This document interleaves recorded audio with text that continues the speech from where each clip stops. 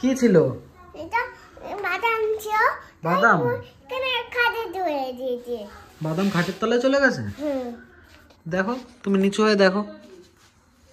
আছে? কই? ওই তো। কে বার করবে ওটা? আমি খাটে যাব না। তুমি যাবে না খাটের তলায়? এ নাও, এ নাও। Good morning everyone, welcome back to our another blog. ঘুম থেকে উঠেই আমি জাস্ট উপরে চলে এসেছি। ওই যে ওখানে আমার সেট আপ রেডি হচ্ছে, দেখতে পাচ্ছ? তো ইনস্টাগ্রামের জন্য কয়েকটা শ্যুট করব, শর্ট চ্যানেলের জন্য কয়েকটা শ্যুট করব। সো অনেক শ্যুট বাকি রয়েছে। তো আজ যেহেতু বাড়িতে আছি, সমস্ত কাজ বাজ ডান করে ফেলবো। আর স্টেশনে বাইক রাখতে রাখতে বাইকের অবস্থা খুবই খারাপ। আজ যেহেতু বাড়িতে আছি, বাইকটা ওয়াশ করে নেবো একেবারে। ছুটির দিনগুলিতে বাড়ির কাজবাজের পাশাপাশি অবশ্যই আমি আমার এক্সারসাইজটা করতে একদমই ভুলি না, বিকজ সকালে বেরিয়ে রাত্রে বাড়িতে এসে এই এক্সারসাইজ মেনটেন করাটা একটু টাফ হয়ে যায়, বাট তবুও ট্রাই করি। তোমরা অনেকেই ডেলি লাইফস্টাইলে এই নেক প্রবলেমটা হয়তো অনেকেই ফেস করছো, তো তোমাদের জন্য 3টে এক্সারসাইজ দেখাচ্ছি। এই 3টে এক্সারসাইজ করলে আই হোপ তোমাদের নেক প্রবলেম একদমই গায়েব হয়ে যাবে। আর অবশ্যই এই 3টে স্টেপই কিন্তু 10টা রেপিটেশনে হবে।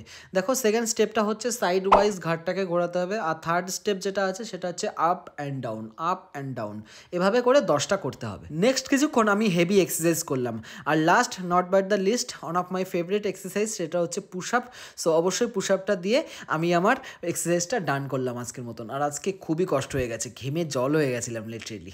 যাই হোক, এখন আমি গাড়িটা ধোবো। আর মাহি দেখো, মাহি উস্তাদি করছে। আর মাহি বলছে যে ও নাকি আমার সাথে গাড়িটা ওয়াশ করবে। যাই হোক, ওকে আমি ক্যামেরাটা ধরতে লাগিয়ে দিয়েছি। আমি বলছি ক্যামেরাটা ধরো তুমি। যাই হোক, স্নান টান করে ফ্রেশ ট্রেশ হয়ে গেছি। এখন কিছুক্ষণ স্কিন কেয়ার করলাম। অবশ্যই গরম পড়েছে, স্কিন কেয়ার করাটা অবশ্যই ম্যান্ডেটারি। যাই হোক, এখন আমি খাওয়া দাওয়া করবো। আর বাড়িতে থাকলে আমি যেভাবে খাওয়া দাওয়া করতে পছন্দ করি, আসন পেতে বাবু হয়ে বসে খাওয়া দাওয়া করতে আমি খুবই বেশি পছন্দ করি। আর খাওয়া দাওয়ার পর আজ বেশ কিছুদিন পর একটা ভালো একটা ঘুম দিলাম।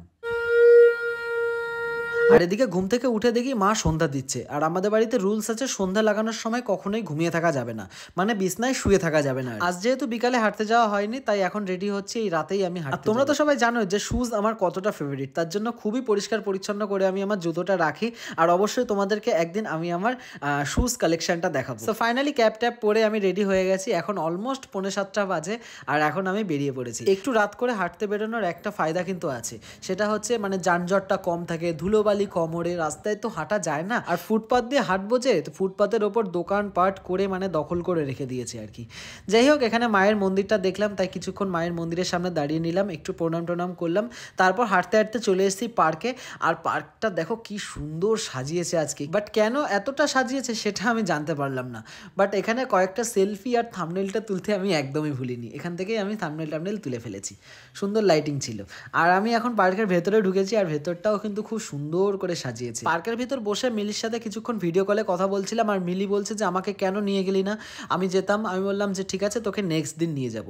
আর শর্টকাট রাস্তা মারতে গিয়ে দেখো আমি একটা ভেতরের রাস্তাতে চলে এসেছি, পুরো অন্ধকার চারিদিকে। আর বাড়ি ফিরতে ফিরতে অলমোস্ট 10টা বেজে গেছিল। আর বাড়িতে এসে দেখলাম আজকে আমার টোটাল 10,000 স্টেপটা কমপ্লিট হয়নি, বাট ঠিক আছে, কাছাকাছি গেছে। নেক্সট বই পড়ার টাস্কটাও আমি আজ কমপ্লিট করে ফেলেছি। আর এখন আমি খাবো পিঠে। পিসি বাড়ি থেকে পিঠে পাঠিয়েছিল, তো পিঠে দিয়ে রাতের ডিনারটা কমপ্লিট করব। এই ভিডিওটা এখানে এন্ড করছি। আই হোপ তোমাদের এই ভিডিওতে কিছু না কিছু ভালো লেগেছে। আর যদি ভালো লেগে থাকে অবশ্যই বন্ধুদের সাথে শেয়ার করে দিয়েছেন।